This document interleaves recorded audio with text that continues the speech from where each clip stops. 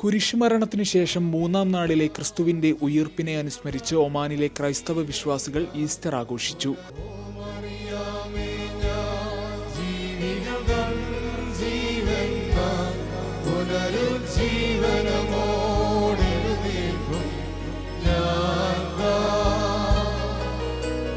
വിവിധ ക്രൈസ്തവ ദേവാലയങ്ങളിൽ നടന്ന ശുശ്രൂഷകൾക്ക് മെത്രോപോലിത്തമാരും വൈദികരും കാർമ്മികത്വം വഹിച്ചു.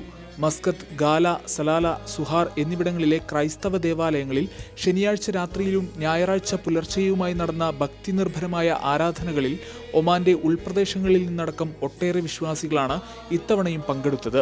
50 ദിവസത്തെ വ്രതാനുഷ്ഠാനങ്ങൾക്കൊടുവിലാണ് വിശ്വാസികൾ ഈസ്റ്റർ ആഘോഷിക്കുന്നത്.